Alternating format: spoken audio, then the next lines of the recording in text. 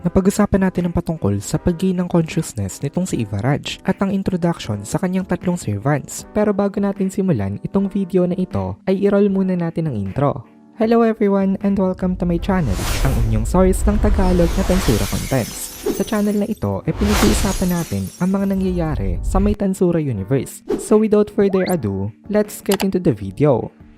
Nag-upload na nga pala guys ang Kohay PH ng Tagalog na solo leveling. Kaya kung gusto mo makapanood ng Tagalog solo leveling contents, bisitahin nyo ang Kohay PH. Link in the description. Nakangiti itong si Ivaraj habang nakaturo sa may Heavenly Star Palace. Normally, sarado ang gate dito. Pero ngayon, open nga ito kasi wala itong si Dagrawell. On top of that, dahil sa Dragonova ni Milim, nasira ang interior ng Heavenly Tower, creating an opening ceiling para makadaan ang buong army without any hindrances. Kaya lalong naging exciting ito para kay Ivaraj. Tumawid siya sa may world at naramdaman niya agad ang hinahanap niya. Nahanap niya ang fragments na scattered sa may mundo. Itong mga fragments na ito ang mga presence ng mga taong related sa creator na si Veldenava. Filled with hatred nanumpa itong si Ivaraj dito. Nawawasakin niya daw ang mundo at dito na natatapos ang prologue. Ngayon, diretso na tayo sa may chapter 1 na pinamagatan na Lord of Vice. Balik muna tayo saglit sa may time bago nagsimula ang battle sa may labyrinth. As soon as nakapag-decide sila ng policy ng meeting ng mga executive ng Tempest, mabilis na kumilos itong si Testarossa. Umalis siya agad sa may control room at nagpadala siya ng thought transmission kay Shen. Itong si Shen naiwan sa may Ingrasya. Brief niya ito briefly sa may contents ng kanilang meeting at inutusan makapag-consult kay Hinata para sa next step ng kanilang gagawin. Then nung iko-contact na sana niya si Moss, binati siya nitong si Sokka na merong serious pero malungkot na expression. Nag-offer si Sokka na i-guide niya daw siya. Tinanong nitong si Testarossa kung okay lang daw ba na hindi na ito ngayon mag-assist kay Sawei. Kaya sumagot itong si Sokka na okay lang naman daw dahil nakadispatch na daw ang mga subordinates niya sa iba't ibang mga locations. Si Hokuso nasa may Roberius, si Saika nasa Darmagenia at itong si Nanso naman nasa may Sarion. Kalat na sila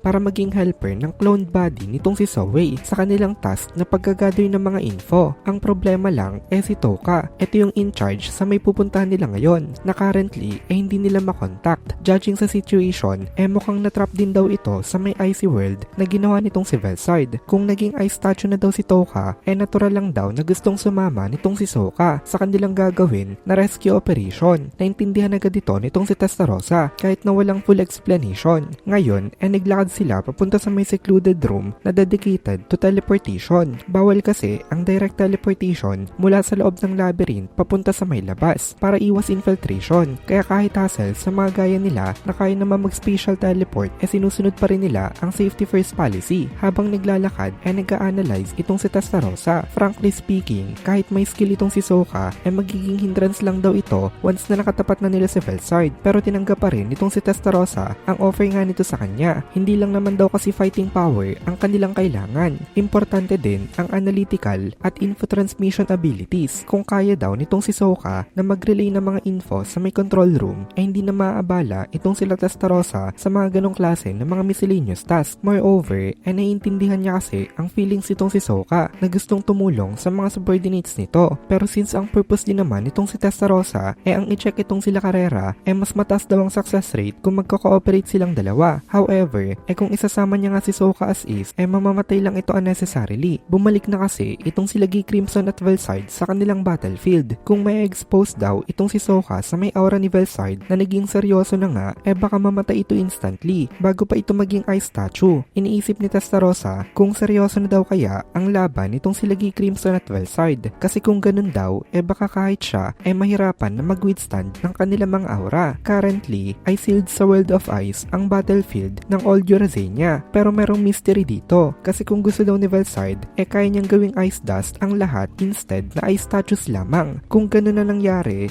zero survivors na dapat except sa mga demons na kayang mag-resurrect. In other words, precisely because naging statues sila, ang dahilan rin kung bakit may possibility na na makasurvive pa. Convince itong si Testarossa na hindi controlled ni Feldway itong si Velside. Mahirap daw kasing i-manipulate ang mga primordials, lalo na ang mga dragon kind na nasa pinnacle of the spiritual life forms. Imposible daw na idea yon. Ang most likely reason daw ay binablock lang ni Velside itong si Key Crimson dahil request ito nitong si Feldway sa kanya, or baka naman daw ay nagkataon na magka-align ang mga interest nila, pero nagsuspect itong si Testarossa na hindi lang talaga yun ang dahilan. Kaya ngayon pumasok sa isip niya kung nai-anticipate na daw kaya nitong si Lord Rimuru itong event na ito, pero sinaway niya ang sarili niya na wag laging umasa sa kanyang lord na si Rimuru. Gagawin niya daw ang makakaya niya in her own way. The best daw sana kung mababasa niya ang intentions nitong si Velside, pero maging siya daw kasi hindi perfectly na nakikita ang intention ng isang dragon kind.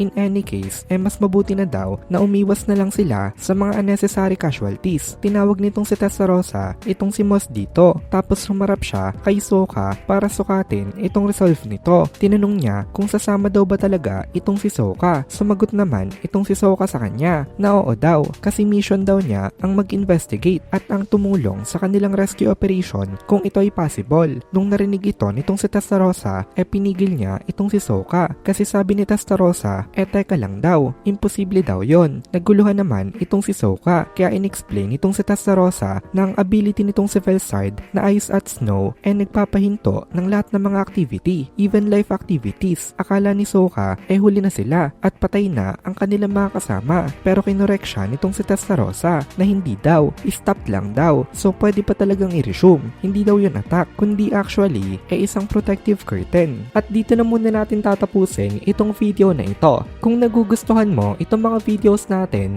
ay please consider joining the membership para mapanood mo na agad ang mga kasunod na part, dahil palaging advance ang ating mga members. Also, ay please consider leaving a like at mag-comment ka na din para ma-boost naman tayo ng algorithm.